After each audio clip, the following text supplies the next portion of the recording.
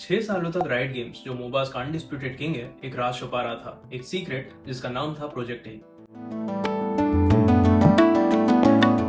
ये इतना बड़ा, इतना ऑडिशियस गैम्बल था कि कंपनी के अंदर और बाहर बैठे बहुत से लोगों को लगता था कि ये फेल होना पक्का है।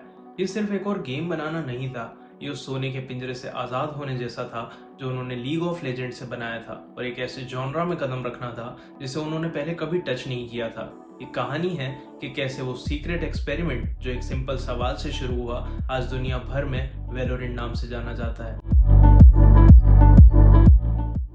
2010 की शुरुआत तक राइट गेम्स ने बेसिकली पूरी दुनिया जीत ली थी। लीग ऑफ लेजेंड सिर्फ एक गेम नहीं था, वो एक कल्चरल टाइटन था, एक $1 बिलियन गेम जिसने अपने जॉनरा को डिफाइन किया। लेकिन एक ऐसी कंपनी के लिए जो इनोवेशन पे बनी हो, सिर्फ एक ही चीज के लिए जानी जाती है, even if it's insanely successful, एक बॉक्स जैसा फील करने लगती है, तो राइट के R&D डिवीजन के अंदर एक सवाल उठने लगा, व्हाट्स नेक्स्ट? करीब 2014 में वैलोरेंट का डेवलपमेंट स्टार्ट हो गया था। मतलब जब तुम शायद स्कूल में गेम्स खेल रहे थे, तब राइट ऑलरेडी फ्यूचर बना रहा था। एक छोटी एक्सपेरिमेंटल टीम बनने लगी और उनका मिशन था नए जॉनरास एक्सप्लोर करना और ये प्रूव करना कि राइट सिर्फ लीग ऑफ लेजेंड कंपनी से ज्यादा हो सकती है। मार्केट पूरी तरह से काउंटर स्ट्राइक से डोमिनेटेड था, एक लेजेंडरी गेम जिसका हार्डकोर राइड और डाई फैन बेस था। उस अरीना में घुसना ही पागलपन माना जाता था। और सबसे बड़ा सवाल, राइट ऐसा क्या नया ला सकती थी, और उन डेवलपर्स का क्या जिन्होंने पहले कभी शूटर गेम्स बनाए ही नहीं थे। गेम डायरेक्टर जो जिगलर ने इस कॉन्सेप्ट को पुश किया। ट्रेवर रोमलेस्की और स्टीफन लिम जैसे कोर मेंबर्स के साथ उन्होंने एक लंबे और अनसर्टेन सफर की शुरुआत की। उनका गोल सिंपल था, एक ऐसा FPS बनाना जहां टीम वर्क और टैक्टिक्स सबसे ऊपर हो। उन्होंने काउंटर स्ट्राइक के प्रिसाइज गन प्ले से इंस्पिरेशन ली और बेसिक मैप्स और सिंपल मैकेनिक्स के साथ प्रोटोटाइप बनाना शुरू किया। और एक और बात, 1 साल से ज्यादा सिर्फ इस बात पर डिबेट हुई थी कि गेम कैसा होना चाहिए, टैक्टिकल लाइक काउंटर स्ट्राइक या action heavy like team fortress 2। आखिरकार टैक्टिकल अप्रोच जीत गया, लेकिन सबसे बड़ा ट्विस्ट अभी बाकी था। राइट का असली मैजिक तब आया जब एक नया आइडिया उभर के सामने आया, what if players had abilities.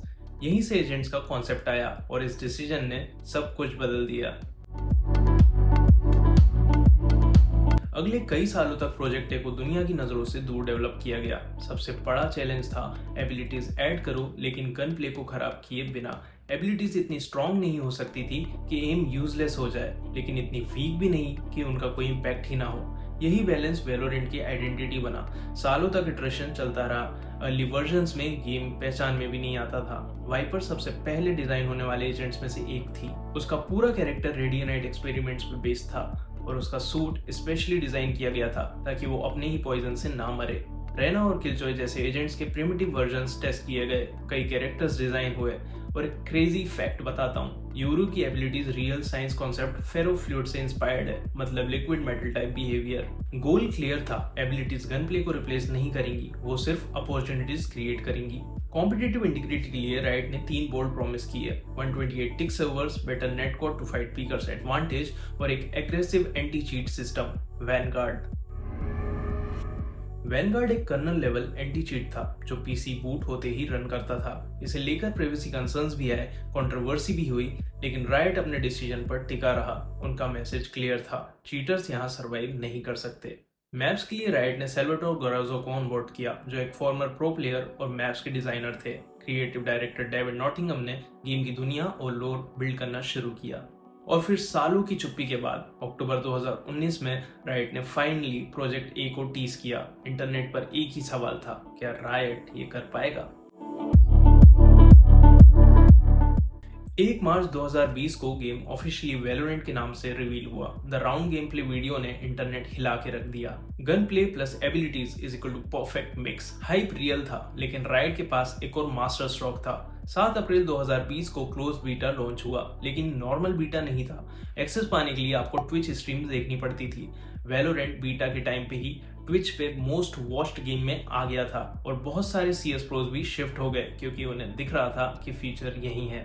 ये स्ट्रेटेजी जीनियस थी। कोविड लॉकडाउन चल रहा था, लोग घर पर थे और राइट ने इस अटेंशन को परफेक्टली कैप्चर किया।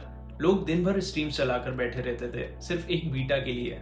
डे 1 पर ही 1.73 million concurrent viewers, internet explode हो गया। It was a massive organic hype. Beta के दौरान राइट ने फीडबैक लिया, सर्वर टेस्ट किए और गेम पॉलिश किया और फिर आया फाइनल मोमेंट। 2 जून 2020 को वैलोरेंट फाइनली लॉन्च हो गया।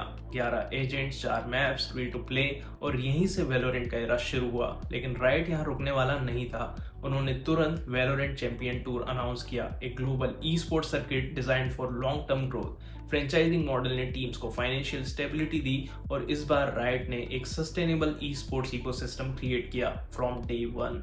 एक सीक्रेट एक्सपेरिमेंट से लेकर ग्लोबल ई स्पोर्ट टाइटन बनने तक वैलोरेंट का सफर 6 साल का मैराथन था। ये एक कंपनी की कहानी है जिन्होंने अपनी सक्सेस को रिस्क पर लगा दिया, सिर्फ कुछ नया क्रिएट करने के लिए। उन्होंने अपने पास से सीखा और फ्यूचर के लिए बिल्ड किया। वैलोरेंट एक कॉपी नहीं था, ये एवोल्यूशन था। Tactical shooter plus abilities is equal to नया जॉनरा फील। और इसी के साथ राइट ने प्रूव कर दिया वो सिर्फ लीग ऑफ लेजेंड्स कंपनी नहीं है, वो एक ऐसी कंपनी है जो सपनों को रियलिटी बना सकती है। आपके हिसाब से वैलोरेंट की सक्सेस का सबसे बड़ा रीजन क्या था? ट्विच ड्रॉप्स, एंटी चीट या agent based game play? Comments में जरूर बताओ। सब्सक्राइब कर लो करण आदित्य प्लेस को and do suggest if you want a video on any topic like this. Thanks for watching.